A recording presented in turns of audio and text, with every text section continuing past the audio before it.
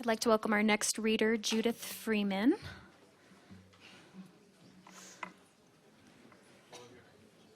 There you are.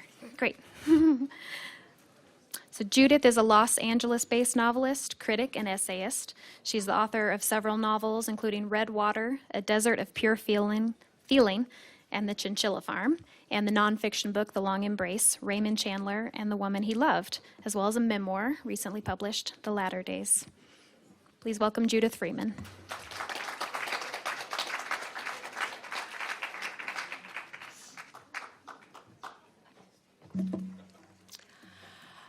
How wonderful to be here and listen to all these terrific readings. I'm going to read tonight from a book that was very important to me. It's called Alone. It's by Admiral Richard Byrd. I grew up in a household where there really weren't many books, very few books. My parents weren't readers, and I actually don't ever remember having a library card. I didn't really become a reader until my late teens. But sometime around when I was 13 or 14, somehow, and I don't remember exactly how, I came upon this book called Alone. And in many ways, it had a profound effect on me.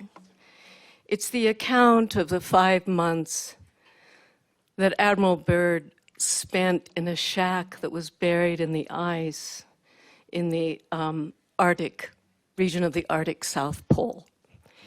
And he went there with the idea that a team, that one or more persons would come with him to be part of this survey, the purpose of which was to record the weather in an area of the Earth where the weather had never been recorded before, where the world has the darkest skies and the coldest temperatures, where it's often 70 below zero. But as it ended up, he went alone on this expedition. He was taken by his crew 200 miles from a base. The shack was buried in the ice. He was left with a stove, supplies, and a radio transmitter. And for the next 5 months, every day he would open the hatch, go out into the polar night where he could see the aurora borealis and take instrument recordings about the weather. But unfortunately, what happened during his time there was that the stove malfunctioned and an essential part was missing. And he began to suffer from carbon monoxide poisoning. So the choice really became, would he have heat or would he not die from carbon monoxide poisoning? It's an extraordinary account. And I think what appealed to me about this account and this book and why it had such a profound impact on me was two things. One, it showed me what a human being was capable of surviving beyond anything I had imagined, what the human spirit could rise to. And the other thing that captured me was his descriptions of the polar winter, when he would go out to take his measurements in 70 below zero, witness the aurora borealis, be in that landscape that no one had ever spent time in. The combination of survival, the human will, the human spirit, and the nature that he described, I never forgot it. And later as an adult, when I became a writer, I mentioned this to someone, and they gave me a first edition of Alone. And it is such a beautiful book. It's illustrated with wood carvings, every chapter. It has a kind of blueprint, and it's just an extraordinary object. And I still love books, in part because I love to surround myself with these extraordinary objects. So I'm just going to read a few pages from Alone. This is from a chapter in the middle of his experience called Despair, June 1st.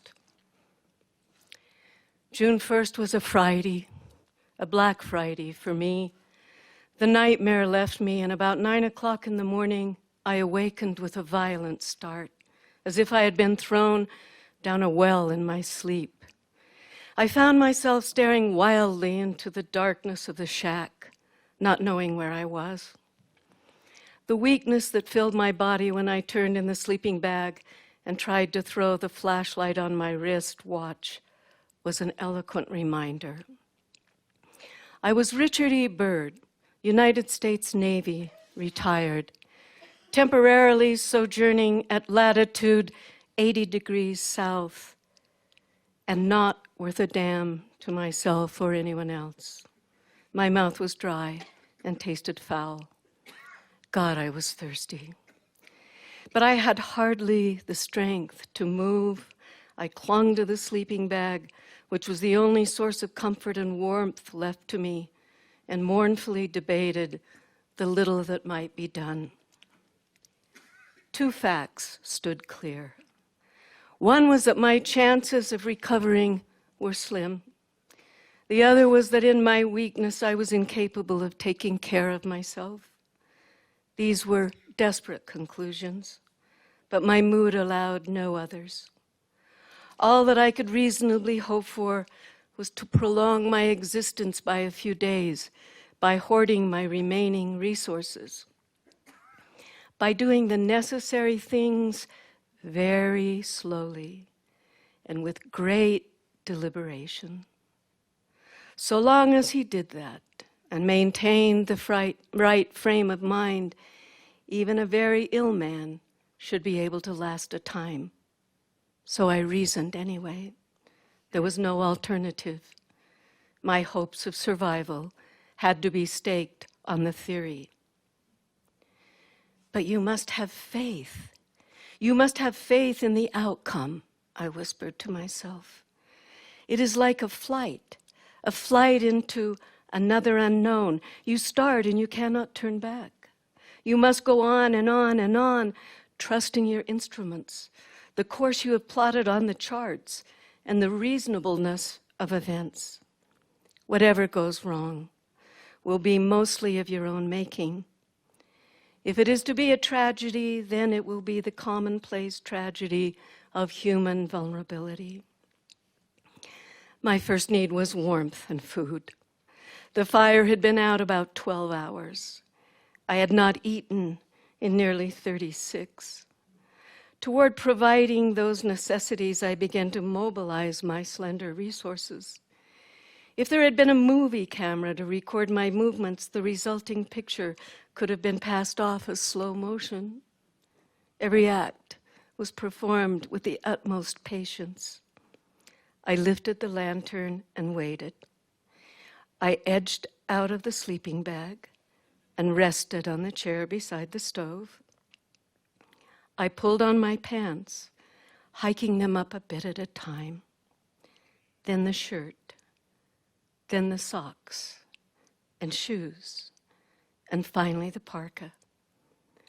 All this took a long time. I was shaking so from the cold that when my elbow struck the wall, the sound was like a peremptory knock at the door. Too miserable to stick it out, I retreated to the sleeping bag. Half an hour later, the chill in my body drove me into a fresh attempt to reach the stove. Faintness seized me as I touched foot to the floor. I barely made it to the chair. There I sat for some minutes, not moving, just staring at the candle. Then I turned the valve, and with the stove lids off, waited for the wick to become saturated with the cold, sluggish oil. Thirst continued to plague me. Several inches of ice were in the water bucket. I dropped it on the floor, bottom up. A sliver of ice fell out, which I sucked until my teeth rattled from the cold. A box of matches was on the table. I touched one to the burner. A red flame licked over the metal ring. It was a beautiful thing to see. I sat there 10 or 15 minutes, at least, absorbing the column of warmth. The flame burned red and smoky. when it should have been blue and clear. And studying it, I knew this was from faulty combustion and was one source of my misfortune. This fire was my enemy, but I could not live without it. Thus, this never-ending day began. To describe it all would be tedious. Nothing really happened, and yet no day in my life was more momentous. I lived 1,000 years, and all of them were agonizing. I won a little and lost a lot. At the day's end, if it can be said to have had an end, all that I could say was that I was still alive. Granting the conditions, I had no right to expect more. Life seldom ends gracefully or sensibly. The protesting body succumbs like a sinking ship going down with the certificate of seaworthiness nailed fast to the wheelhouse bulkhead. But the mind, like the man on the bridge, realizes at last the weakness of the hull and ponders the irony. If the business drags out long enough, as mine did, the essence of things in time becomes pitifully clear, except that by then it is wadded into a tight little scrap, ready to be thrown away, as the knowledge is of no earthly use. I just want to say that Admiral Byrd made it. He was an extraordinary man, as so many of those early explorers were. They had noble characters, and they had extraordinary strength of will, confidence. And Byrd, when he was so sick and he could still radio his crew, for a long time tried to hide his illness because he couldn't abide the thought that they might come and try to rescue him when it was the wrong time of year. The snow was rotten, the crevices were dangerous. He did not want to jeopardize his crew. And yet in the end, his radio failed. They detected how sick he was. They understood that he needed to be rescued. And after 5 months alone, his crew came and rescued him. And as he said, he was a long time recovering from his experiences in the Arctic South Pole. Thank you.